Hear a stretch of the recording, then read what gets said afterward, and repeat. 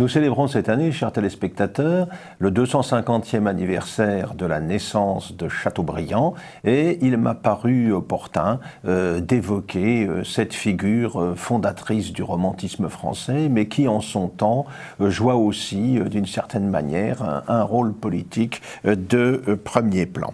Alors, Chateaubriand, François-René, va naître à Saint-Malo en septembre 1768. Il disparaîtra en 1848, dans sa 80e année. C'est le benjamin de 6 enfants, issus de la vieille noblesse bretonne, pas très argentée. Son père, René-Auguste de Chateaubriand, né en 1718, mort en 1786, en fait, pour survivre, exerce les fonctions de capitaine marchand à Saint-Malo, un capitaine marchand qui n'hésite pas d'ailleurs à accumuler quelques bénéfices avec la traite des esclaves, avec la traite négrière. Mais ce père de Chateaubriand, il a quand même la nostalgie des grandeurs passées de la noblesse et pour donner en quelque sorte consistance à ses prétentions en matière de lignage, eh bien, il va acheter en 1761 le manoir de Combourg que son fils va évidemment illustrer puisque cet endroit sera le cadre de ses premiers émois romantiques.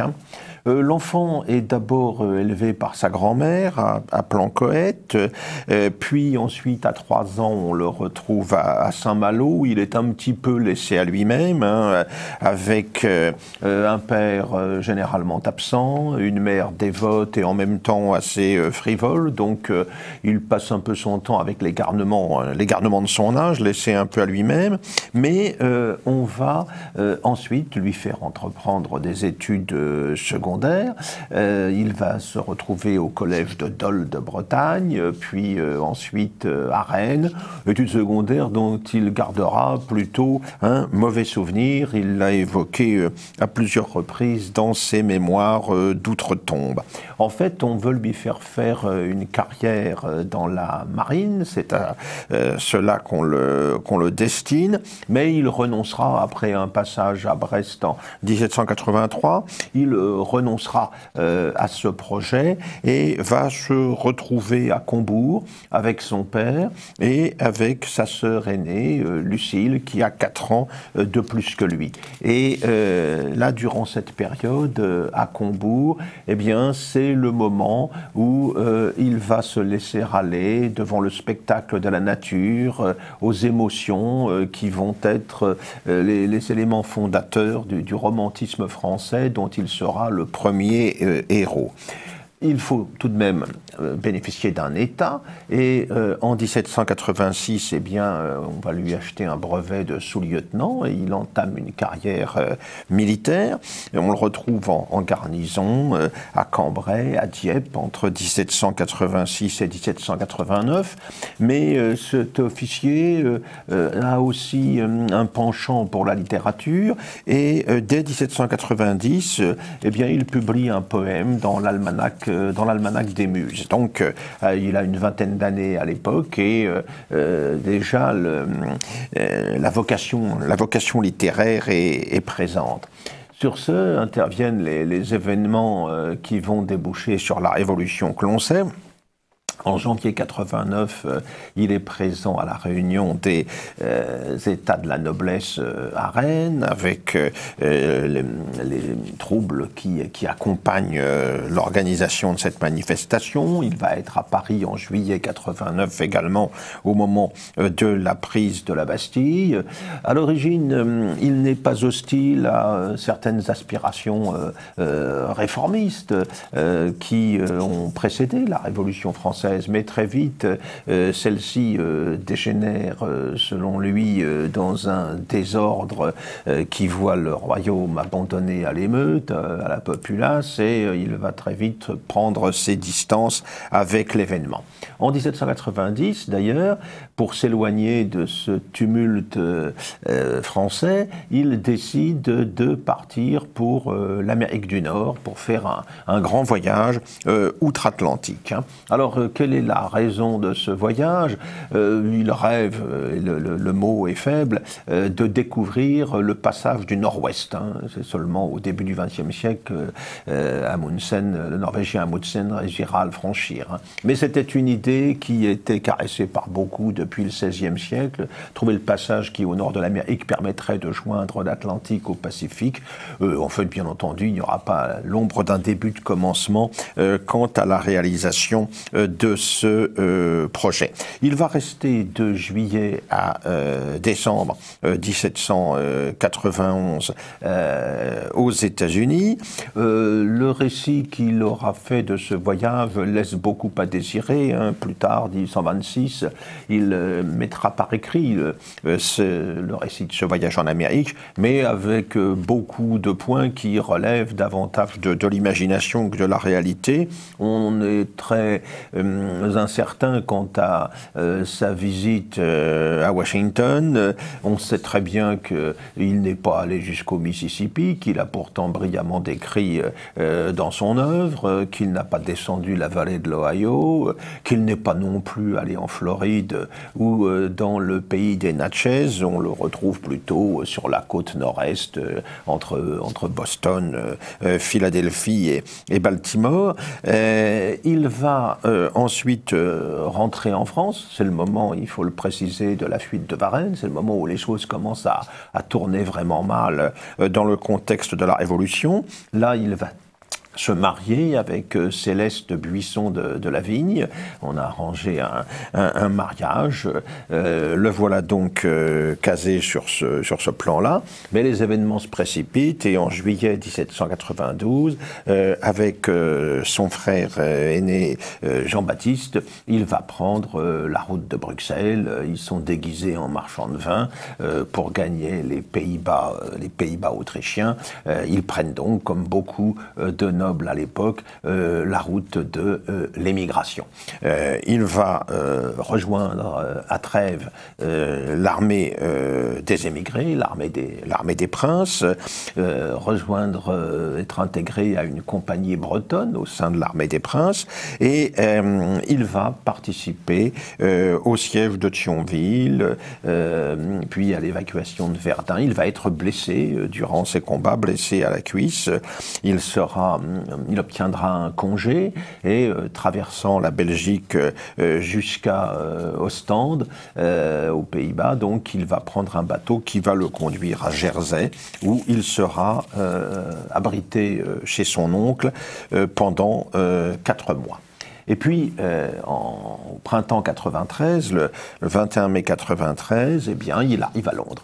Il arrive à Londres, où il va effectuer un séjour qui va durer 7 ans en fait, hein, où il va vivre dans des conditions extrêmement difficiles, précaires, habitant dans un grenier avec un gant de la Tremblay, un ancien conseiller du Parlement de Bretagne. Il vit, ou plutôt il vivote de traduction. Il donne également des cours grâce au journaliste Pelletier, celui qui animait la revue L'Ami du Roi. Eh bien, il va se retrouver professeur dans le Suffolk, professeur de français. Donc, il survit tant bien que mal en émigration. Pendant ce temps, sa mère, sa femme et ses sœurs sont en prison. Son frère, sa belle-sœur et son ami et protecteur Malesherbes sont guillotinés. Inutile de dire quels sont les sentiments qui l'animent vis-à-vis de la Révolution que connaît alors la France. Hein. Les choses vont se calmer un petit peu après Thermidor. Il va quitter Londres à l'été 95. Hein, après une aventure sentimentale avec Charlotte Ives, la fille du pasteur du lieu où il était professeur dans le Suffolk.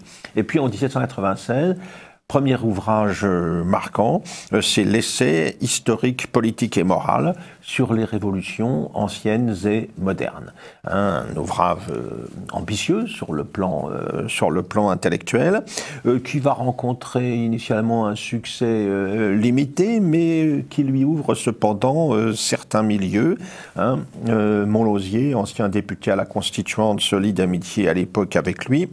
Et puis surtout, il va se lier d'amitié avec Fontanes, qui sera son futur protecteur, notamment à l'époque napoléonienne. Il va ensuite travailler à son ouvrage Les Natchez, une sorte d'épopée indienne, dans laquelle évidemment il exploite ce qu'il a observé outre-Atlantique dans le Nouveau Monde. Et puis la nouvelle de la mort de sa mère à Saint-Servant en juillet 98 va amorcer chez lui un retour à la religion qui sera confirmé ensuite quand surviendra la mort de sa sœur Lucile. On connaît la formule fameuse « J'ai pleuré et j'ai cru ». Chateaubriand va retrouver la voie du catholicisme, la voie de l'Église, ce qui s'exprimera en 1802 à travers la publication du génie du christianisme. À cette époque, les choses ont bougé en France. Bonaparte s'est installé au pouvoir. Le premier consul veut réconcilier les Français, sollicite le retour des émigrés disposés à accepter son régime, et Chateaubriand va faire partie de ceux-ci. Il va rentrer définitivement en France avec un passeport prussien d'ailleurs, et en tant que citoyen censé être originaire de Neuchâtel en Suisse. Et là, c'est son ami Fontanes qui le soutient pour l'intégrer dans le milieu des cénacles littéraires de l'époque. Fontanes anime le Mercure de France avec le soutien de Lucien Bonaparte, et Chateaubriand va collaborer à cette revue. Il participe au débat littéraire du temps, critique le livre de Madame de Staël de la littérature considérée dans ses rapports avec les institutions sociales. Fontanes lui fait connaître Madame de Beaumont, la fille de Montmorin, l'un des ministres de Louis XVI, Madame de Beaumont qui anime un salon littéraire. Il s'installe à Savigny-sur-Orge, et là, eh bien, il va boucler le génie du christianisme, dont il va extraire le roman Atala, qui relate les amours de deux sauvages dans les déserts du Nouveau Monde. Le génie du christianisme intervient à point nommé, puisqu'il va être publié à la veille de la signature du concordat entre la France du premier consul et le pape Pie VII. Et Chateaubriand apparaît alors comme celui qui exprime le spectaculaire renouveau du catholicisme qui suit la période de la Révolution française. Il a été rayé de la liste des émigrés en juillet 1801, et il devient alors un auteur à la mode. Il se réconcilie avec Madame de Staël, elle farouchement opposée à Napoléon comme l'on sait.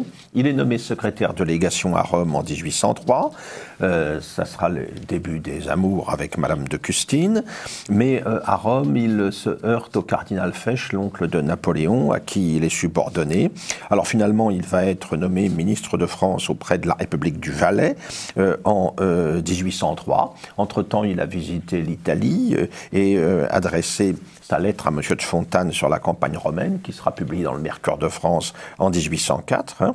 Et puis, il y a un événement, évidemment, qui va venir tout compromettre dans sa carrière diplomatique, c'est l'exécution, en mars 1804, du duc d'Enghien, enlevé en Allemagne, et qui, après un jugement tout à fait expéditif, dans la foulée de la conspiration de l'an 12 et de son échec, va être fusillé dans les fossés de Vincennes.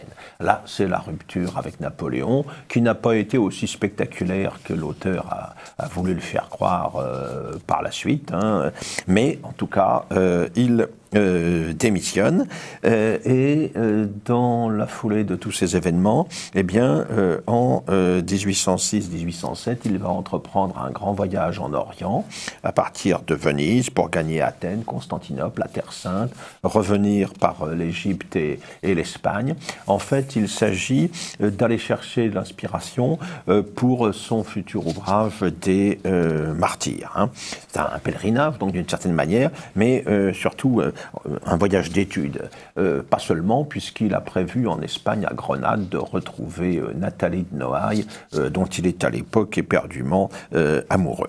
Parti en juillet 1806, il revient en juin 1807 à Paris, dénonce les horreurs ottomanes, la tyrannie du sultan turc. En réalité, derrière cette critique, on voit pointer, bien sûr, une critique subliminale de l'empereur, du régime napoléonien.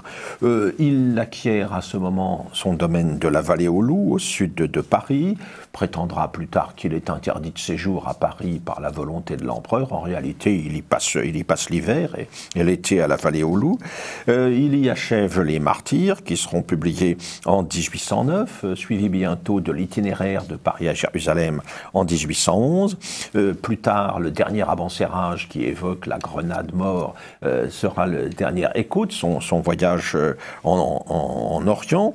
Il se consacre à des recherches historiques et puis commence à rédiger ce qui deviendra les mémoires d'outre-tombe. Entre-temps, il est affecté par un drame familial, personnel, puisqu'en 1809, son cousin Armand de Chateaubriand, conspirateur royaliste, est arrêté alors qu'il débarquait dans le Cotentin, et il va être fusillé dans la plaine de Grenelle avec deux de ses compagnons. On a reproché à Chateaubriand de ne pas avoir sollicité la grâce du premier consul pour ne rien avoir à lui devoir, mais les recherches plus récentes montrent que ce n'est pas le cas. Il est arrivé trop tard au moment de l'exécution. Il va suivre la charrette qui conduit les corps des fusillés jusqu'au cimetière de Vaugirard. Cette fois, la rupture avec Napoléon, évidemment, est complète. Cela dit, l'empereur souhaiterait une détente avec Chateaubriand, qui apparaît comme un des grands auteurs, évidemment, de son temps, pour une raison très simple. Napoléon est en lutte, est en guerre avec le pape Pie VII, et l'autorité dont dispose Chateaubriand dans le milieu catholique, évidemment, pourrait lui être utile. Donc, on va lui suggérer de présenter sa candidature à l'Académie française. Il va être élu, d'ailleurs, à l'Académie en février 1811, élu à une voix de majorité et pas à l'unanimité comme il l'a prétendu par la suite. Et puis surtout, il entend formuler un discours de réception hostile à la tyrannie et qui défendrait la liberté. Alors, il n'est pas autorisé à le prononcer. Cela dit, le discours est imprimé et circule sous le manteau, ce qui, évidemment, suscite la colère de Napoléon, qui menace de le faire emprisonner à Vincennes. De toute manière, Chateaubriand ne siège pas à l'Académie, mais touche quand même la pension correspondant à sa fonction de membre de l'Institut.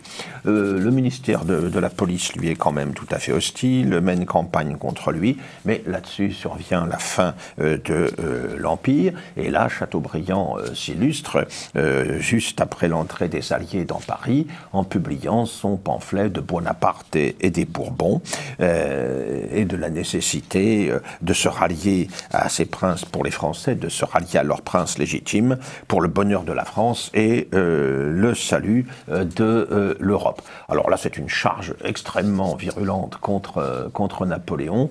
Chateaubriand, ultérieurement, révisera ce jugement dans les mémoires d'outre-tombe. Avec le recul que procure le temps, les années, eh bien, il reconnaîtra à Napoléon un certain nombre de talents et manifestement sera fasciné par la gloire du personnage. Entre-temps, il a accompagné Louis XVIII à Gand.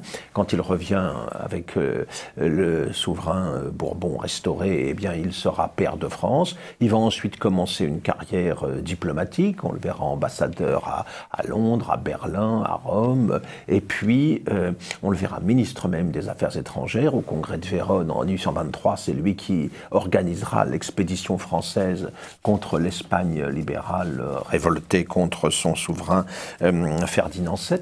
Sous la monarchie de Juillet, il démissionne de la Chambre des Pairs. Il considère la monarchie de Louis-Philippe comme une monarchie usurpatrice, se prononce en faveur du comte de Chambord, apparaît comme un des champions de la légitimité, prend la défense de la duchesse de Berry après sa folle équipée de 1832. En 1843, c'est la vie de Rancé, le réformateur de la Trappe, qu'il a rédigé en pénitence, celle que lui avait demandé son confesseur. Et puis, il continue bien sûr la rédaction des Mémoires d'Outre-Tombe, toujours fasciné par le personnage de Napoléon, dont il se pose comme l'adversaire intransigeant, et aussi comme l'historien, comme le témoin contemporain en mesure de le juger. En fait, ce qu'aurait aimé être Chateaubriand devant la postérité, c'est le Tacite de celui que, dans Bonaparte et les Bourbons, il présentait à la fois comme Attila et Néron.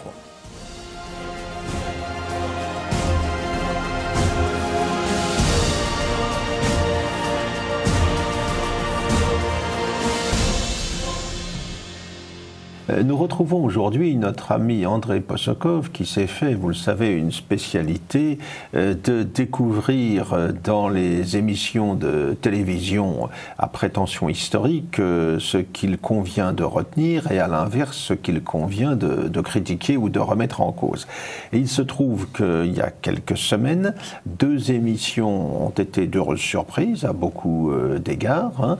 Elles ont été présentées, je crois, c'est sur la 5e chaîne, l'une qui se penchait sur la droite et l'extrême droite dans la résistance, et une autre qui s'intéressait à la gauche et à l'extrême gauche dans la collaboration. Alors évidemment, il s'agissait là d'une démarche un petit peu originale sur nos grands médias nationaux. Les spécialistes sont au courant depuis longtemps de toute cette question, de toute cette matière, mais on a eu là en tout cas une approche nouvelle et tout à fait intéressante. Alors, tout d'abord, première surprise, si l'on peut dire, c'est que la France libre, à ses débuts, les gens qui la rejoignent, ne peut pas dire que ce soit des gens, pour la plupart d'entre eux, qui ont véritablement le cœur à gauche. On trouve beaucoup de gens qu'on a connus dans les années précédentes, à l'Action française, à la Cagoule, par exemple. Eh bien, c'est très bien expliqué dans l'une des 2 émissions. Les personnes qui ont rejoint De Gaulle au début étaient distinguées en 2 catégories. Il y avait effectivement des gens de droite et d'extrême droite et qui venaient de la Cagoule, le plus emblématique étant Maurice Duclos, dont le cursus pendant la guerre a été extraordinaire et dont le pseudonyme était Saint-Jacques. Il venait de la Cagoule, il avait été responsable du trafic d'armes de la Cagoule, et à ce titre, il est passé devant un tribunal en 1948, après la guerre, où d'ailleurs il n'a pas eu de condamnation. Mais il y a eu aussi des Juifs. Et il y a eu pas mal de Juifs. Simon Epstein, dans le film, rappelons que les 2 historiens important de cette émission, c'est Simon Epstein et Olivier Wevorka, dont je crois il faut saluer l'honnêteté, la profondeur, les explications. Et Simon Epstein dit bien qu'il y a aussi beaucoup de juifs, tels que Georges Boris, le numéro 2 de Passy, Manuel, qui sont les meilleurs exemples. Mendès France aussi. Mendès France est arrivé après, et il a la particularité de s'être engagé dans les forces armées, puisque on reprochait aux Juifs de rester dans les bureaux, ce qui n'est pas toujours exact. Il y a eu des Juifs à Bir Hakeim, et Mendès France a fait partie des équipages de bombardement, dont il faut rappeler que les équipages de bombardement ont subi des pertes colossales pendant la guerre. Très gros risques. Alors, concernant, il y a 3 points. Le premier point dans ces 2 émissions, ça concerne surtout la gauche. Il faut bien voir, il faut bien souligner que le 10 juillet 40, le vote du 10 juillet 40, où la gauche a voté en très grande majorité en faveur de ce qui avait été proposé, a conféré une légitimité, une légalité le fait que l'on ait conféré le pouvoir constituant au maréchal Pétain. 67% des parlementaires socialistes ont voté en faveur du projet de loi constitutionnelle, les 2/3. Et 82% des parlementaires radicaux-socialistes ont fait de même. Et quant aux 80, les fameux 80 que l'on présente comme des résistants, et certains l'étaient d'ailleurs, 25 d'entre eux ont voté une motion de pleine confiance au maréchal Pétain, et s'ils n'avaient pas voté pour le pouvoir constituant, c'était par défiance envers Pierre Laval, et parce qu'ils ne voulaient pas que soit supprimée la République. D'ailleurs, la suppression de la République a certainement été une erreur à ce moment-là. Je pense que c'est important de souligner la légitimité conférée par ce vote, légitimité qui a été contestée au départ, légitimité qui s'est étiolée. La deuxième chose importante, c'est la critique par Simon Epstein de la personnalité de Léon Blum et de ses prises de position dites fantaisistes, je cite, de Léon Blum pendant les années 30, où il a refusé le réarmement, où il disait « désarmons, Hitler désarmera ».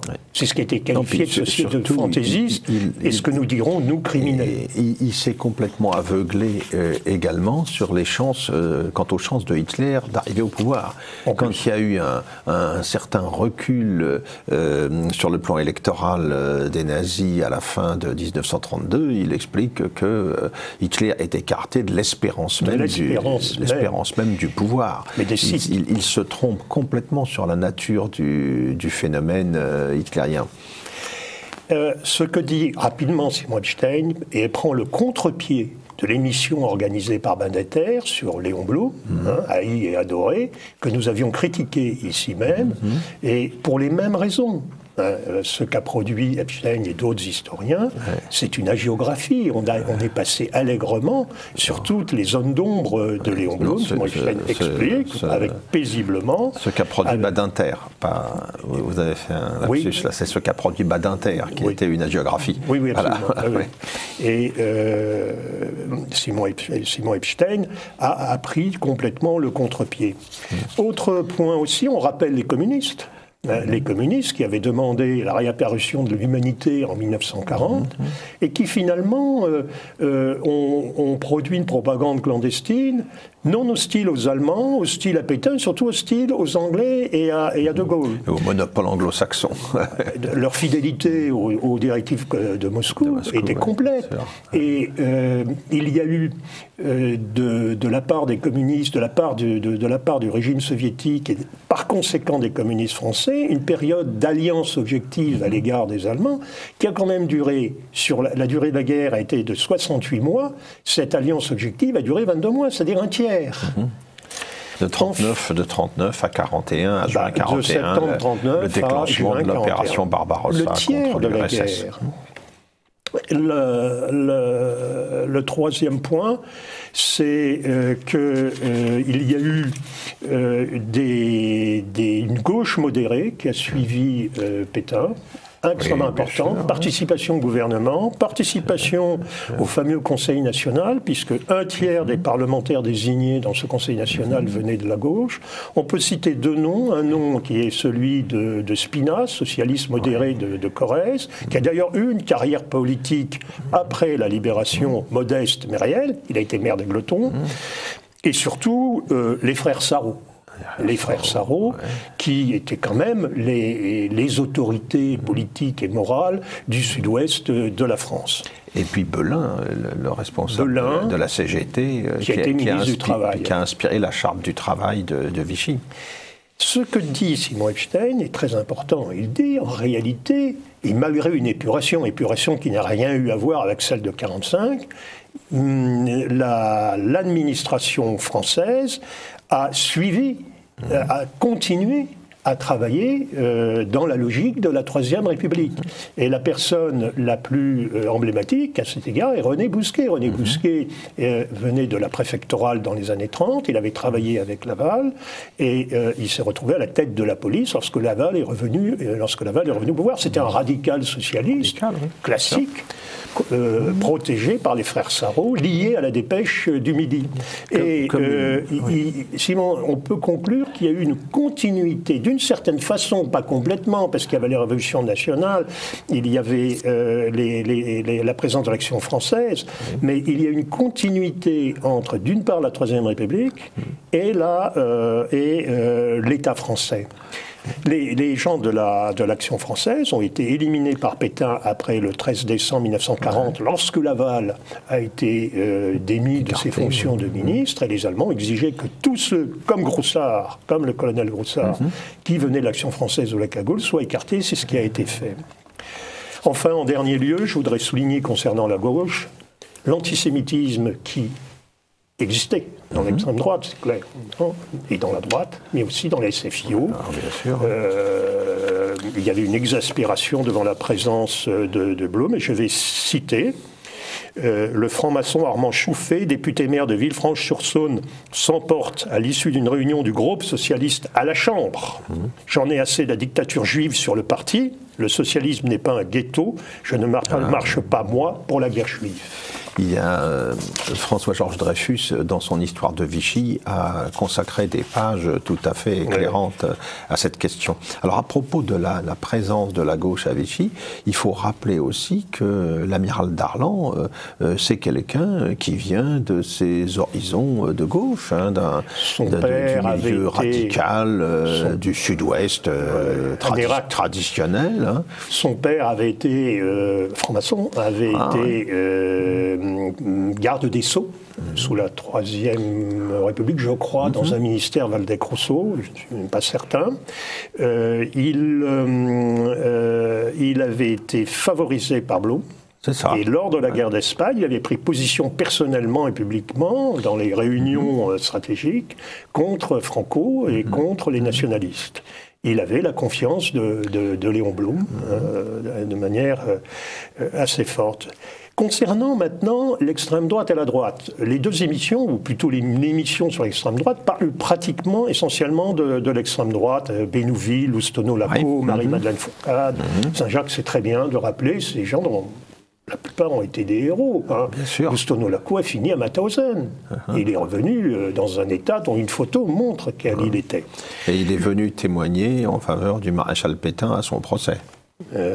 J'ai dans une émission sur le procès de Pétain, on l'entend dire je ne dois rien au maréchal Pétain, mais je suis écœuré par le spectacle de ceux qui sont présents dans la salle et qui refilent l'ardoise de leurs erreurs à un vieillard presque centenaire. Le tout, paraît-il, dans un silence sépulcral.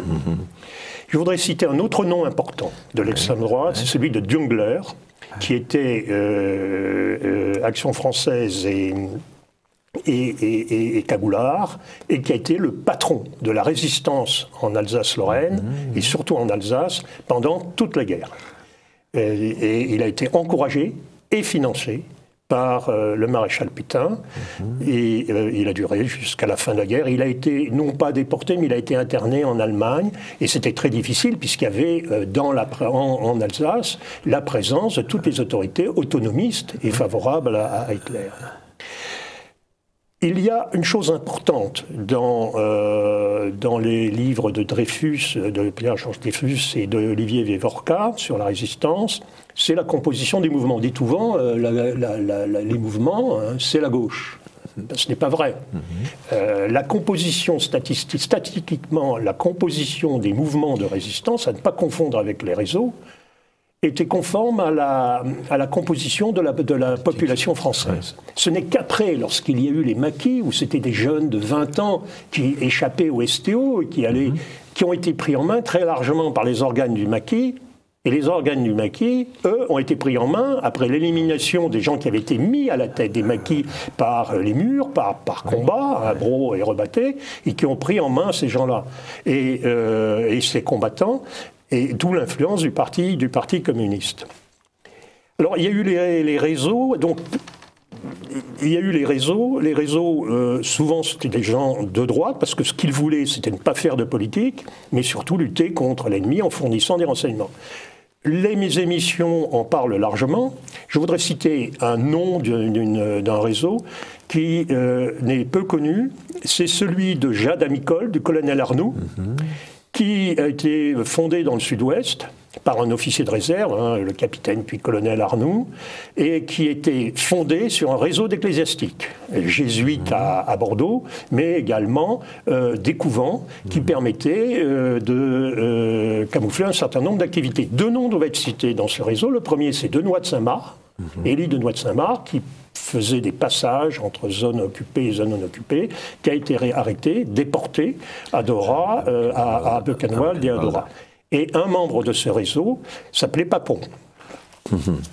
Alors, pas un grand résistant, mais quand même Papon, c'est cité. Bien sûr, qui a fait l'objet des procès que l'on sait ensuite. Et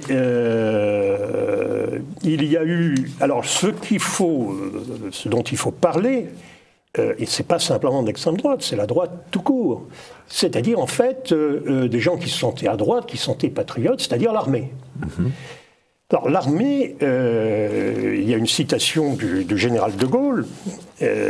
Dans ses mémoires de guerre, il écrit « Et cependant, les premiers actes de résistance étaient venus des militaires. Des officiers appartenant aux états-majors de l'armée des régions soustrayés du matériel aux commissions d'armistice. Le service de renseignement continuait d'appliquer dans l'ombre des mesures de contre-espionnage et par intervalles réguliers transmettait aux Anglais des informations. » Cela, on n'en parle jamais. Et c'était l'armée la fameuse armée de 100 000 hommes de l'armistice. Avec l'action notamment du colonel Groussard que vous évoquiez tout à l'heure, chargé du contre-espionnage. Oui, le colonel Groussard avait participé à la création des groupes de protection, mais il a été éliminé après. Tous ces groupes ont été éliminés à la demande des Allemands après le 13 décembre. Groussard a fait une mission à Londres pour établir un contact. Et après Darlan, qui était arrivé au pouvoir, l'amiral Darlan, l'a fait interner. Et Groussard a rejoint la résistance, il a créé un réseau, dont il a laissé aussi des souvenirs qui sont très intéressants. Il a créé un réseau et il s'est installé en Suisse pour diriger ce réseau. L'un des membres de ce réseau s'appelait Devigny, celui qui a écrit, et on en a tiré un film, Un condamné à mort s'est échappé.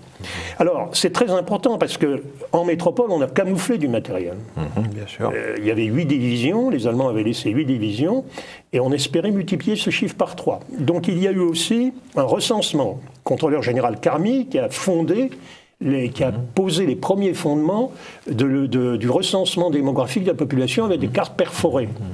Le contrôleur général Carmy a été arrêté par les Allemands, je crois en 1943, et déporté. Il est mort en déportation. Et puis, la préparation de la mobilisation.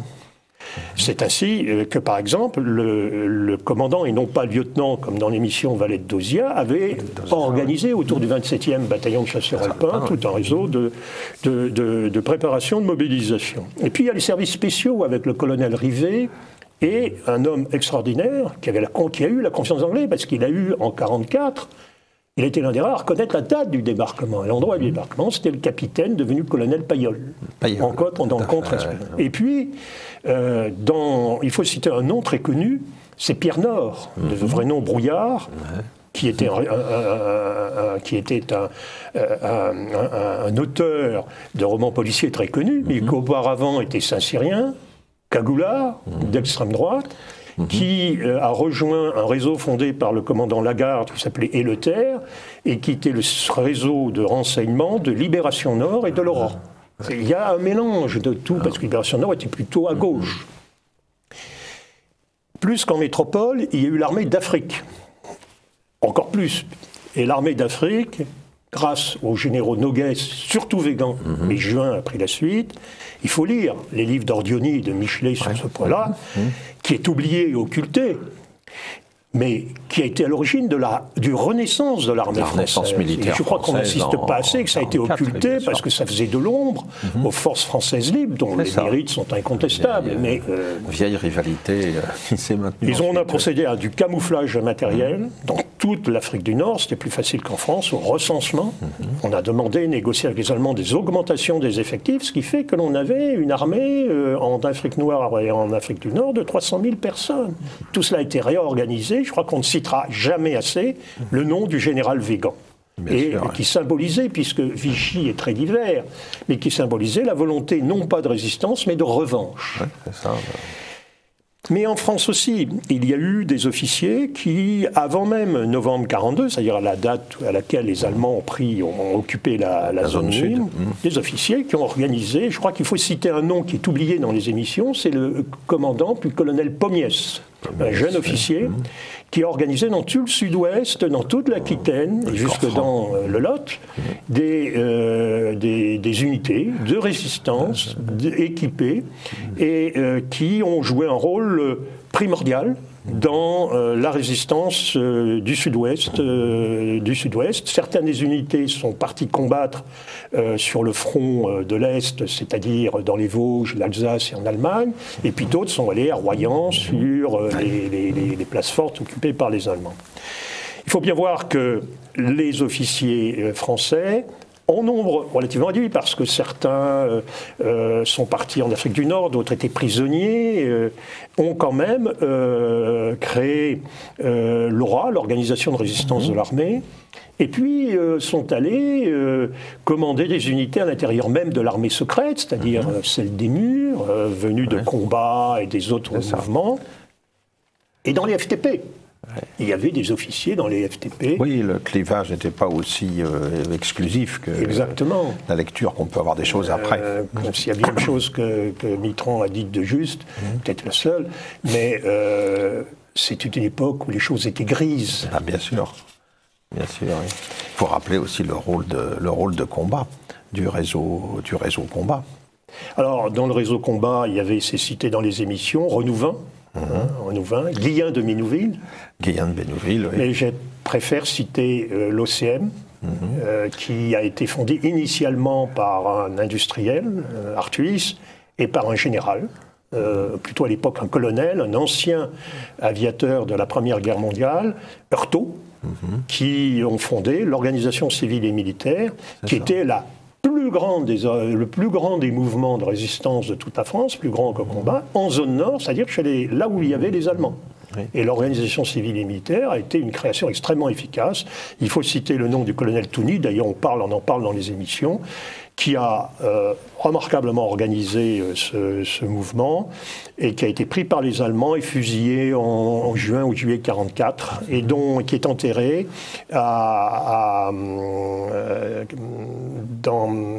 au Mont Valérien. Alors, que pouvons-nous dire de plus sur la résistance de l'armée? Je crois qu'il faut citer les généraux Cochet de la Laurencie. Le général Cochet s'est retrouvé il était vichiste et résistant, et il a rejoint la France libre. Où il a commandé une partie des FFI. Le colonel Heurtaud, qui a fondé l'OCM, a été arrêté en novembre 1941. Il a été déporté dans les camps de concentration. Il en est revenu. Le général de la Laurencie, dont l'attitude avait été héroïque à Dunkerque, a eu à un moment donné une popularité dans la résistance intérieure qui équivalait à celle de De Gaulle. Mais il n'a pas su attirer à lui les mouvements de résistance et surtout il a été arrêté purement et simplement par Vichy et il n'a plus pu faire quoi que ce soit. Alors pourquoi il y a-t-il eu une prédominance de la gauche dans la mémoire de la résistance? Je crois qu'il y a eu fondamentalement la politique De Gaulle et Jean Moulin. De Gaulle avait besoin d'un appui, et Jean Moulin en accord avec lui. Jean Moulin avait sa propre politique, c'est vrai, mais ce n'est pas le sujet ici. Mais De Gaulle et Jean Moulin ont voulu créer au sein du Conseil national de la résistance, pour faire pièce aux Américains et à Giraud, ont voulu attirer les vieux partis. Or, quels étaient les vieux partis importants à l'époque? C'était ceux du Front populaire. C'était donc les communistes qui avaient ressurgi, et les socialistes. La deuxième chose, c'est le sectarisme de la gauche. Et je voudrais parler de l'affaire Charles Valin. Charles Valin était le numéro 2 ou le numéro 3 du PSF, du Parti social français. Et le PSF n'était pas un parti fasciste. D'ailleurs, c'est très bien dit dans les émissions. C'était un parti nationaliste, de droite, non antisémite. Ils étaient certainement moins antisémites que certains membres du Parti socialiste. Il était légaliste, ça lui a été très reproché. Le problème était que le colonel de Larocque n'avait peut-être pas l'envergure suffisante, mais c'était un parti très important qui comptait quelque chose comme 1 million d'adhérents et qui, s'il y avait eu des élections en 40, aurait eu beaucoup d'élus. Mais en fait, il aurait souhaité un régime comparable à notre Ve République. Et un régime avec un exécutif fort, débarrassé des excès et des faiblesses du parlementarisme qui avait eu l'occasion de se révéler durant la période. Alors, l'affaire Charles Valin, le numéro 2 ou 3 du PSF, Charles Valin, qui avait participé à un certain nombre d'institutions vichistes, a été attrait par Brossolette, homme de gauche à l'origine, qui a voulu amener à Londres André Philippe, socialiste, indiscutable, même s'il n'est pas blumiste, et un homme de droite, Charles Valin.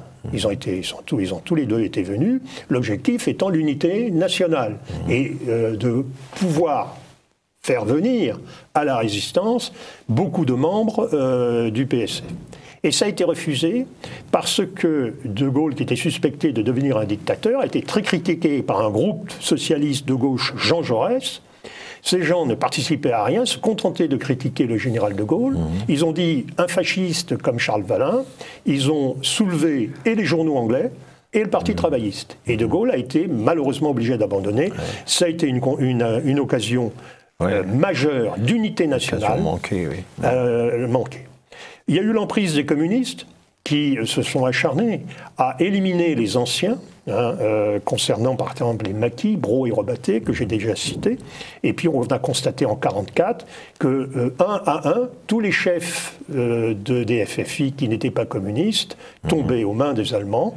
On peut citer Pontcarral, remplacé par un communiste, qui était Malraux Joinville.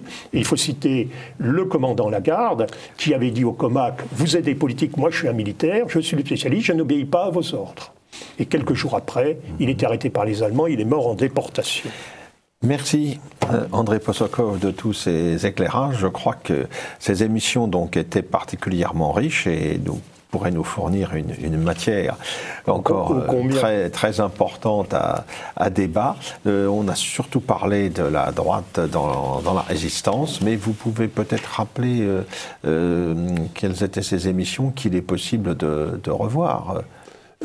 Ces deux émissions, ces deux émissions, c'est Quand l'extrême droite résistait, 1939-1945. Les patrons, enfin les auteurs de l'émission, c'est Florent Léon et Christophe Weber, avec 3 historiens, Simon Epstein, Olivier Wevorka et Pascal Horry. Et Quand la gauche collaborait, 1939-1945, le 10 décembre 2017. Sur la 5. Merci beaucoup.